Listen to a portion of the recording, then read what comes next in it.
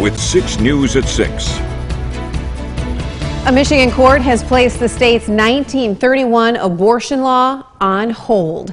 It's our top story at 6. Thanks for joining us. I'm Lauren Thompson. Sherry will be in tonight at 11. Today, a Michigan Court of Claims judge accepted a request from Planned Parenthood of Michigan for a preliminary injunction on that 1931 law while the state hears the group's lawsuit claiming it's unconstitutional. Josh Sanchez is here for you now live in our studio. And Josh, you have reaction from both pro-choice and pro-life advocates tonight. What are they saying? Lauren, that 1931 law made all abortions in Michigan a felony, with an exception only for those performed to protect the life of the mother. Now, the Supreme Court ruling on Roe v. Wade back in 1973 blocked that law. However, it's still on the books. And now, after the leaked draft opinion from the Supreme Court suggests the possibility of Roe v. Wade being overturned, groups like Planned Parenthood are focused on state court battles in an effort to protect abortion. And those who are pro-life are working against that effort. Still, activists on both sides of the debate say they are surprised by today's decision. While some see it as a hope for abortion access in Michigan, others say they see an ongoing fight that's just getting started. This is an injunction, so this isn't over with yet. The law on the books in Michigan does say that abortion is illegal. And so we'll all be working on that. We'll all be working together on that and praying about that. So this isn't like the end. I still think that we're at risk. I still think the fight's not over. I think, you know, it might be maybe just it's buying us some hope and some time. Now, tonight we'll have more reaction from the national groups, including Planned Parenthood team that requested the injunction. So be sure to tune in to 6 News at 11 for more on this developing story. Lauren, back to you.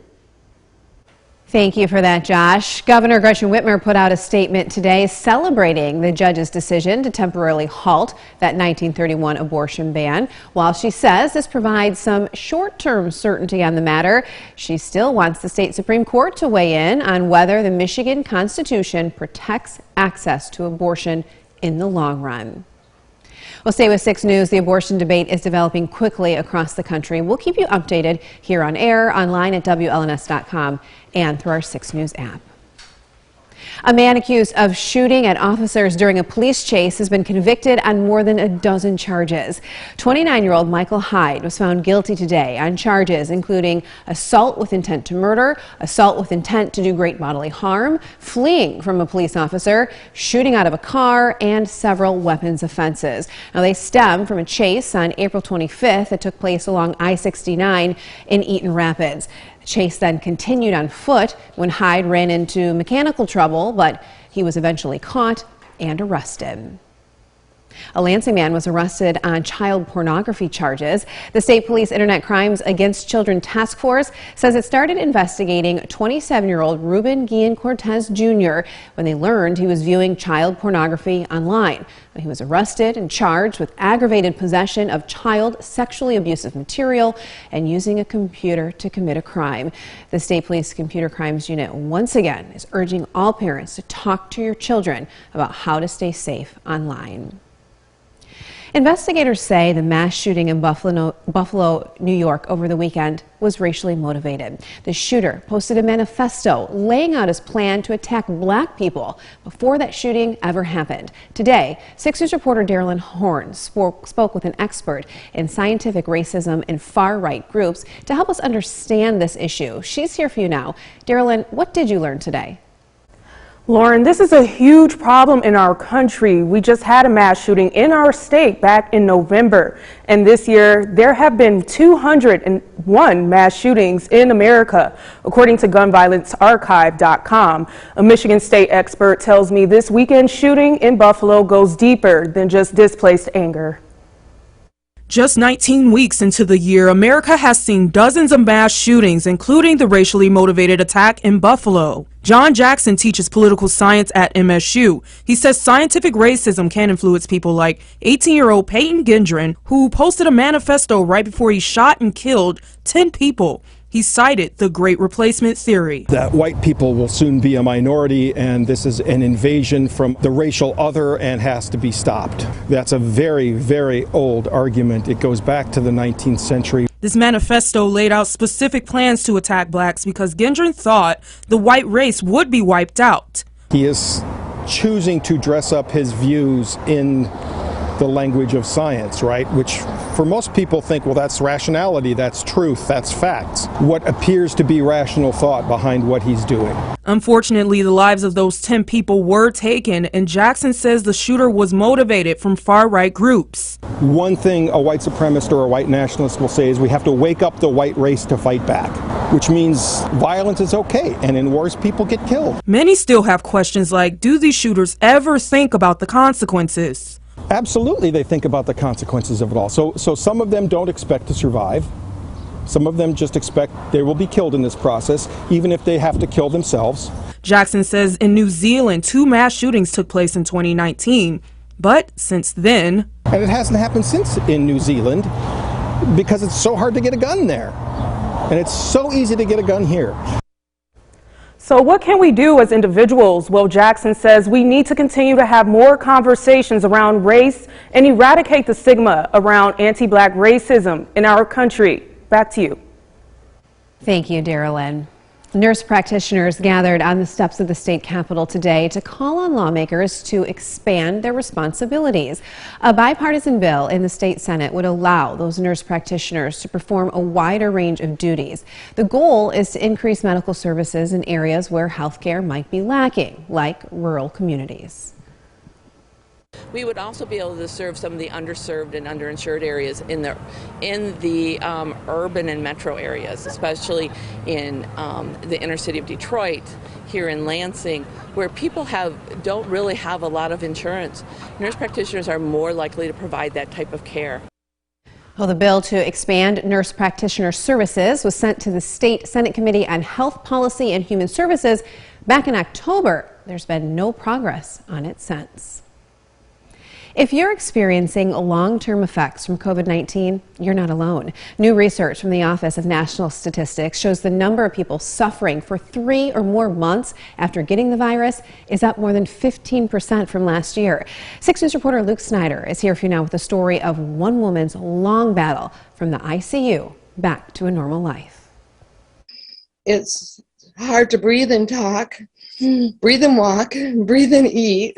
Donna Wicki is fighting to recover from COVID-19. It's a battle that started back in November when she found herself in a hospital bed and on a ventilator. I couldn't move my head.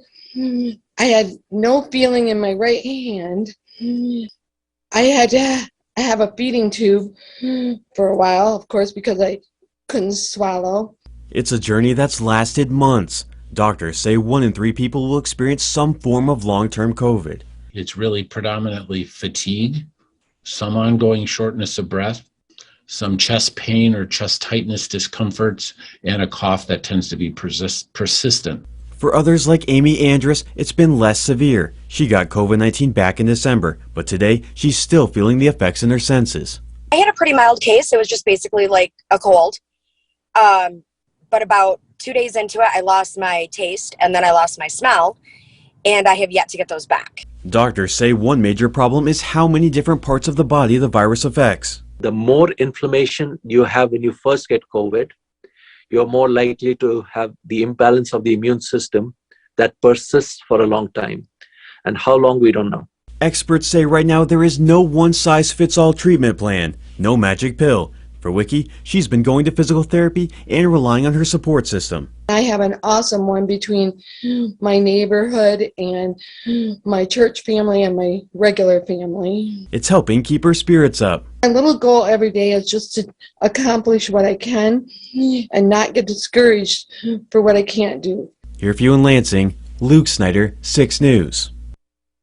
From Storm Tracker 6, this is Weather First, sponsored by Auto Owners Insurance. Simple human sense.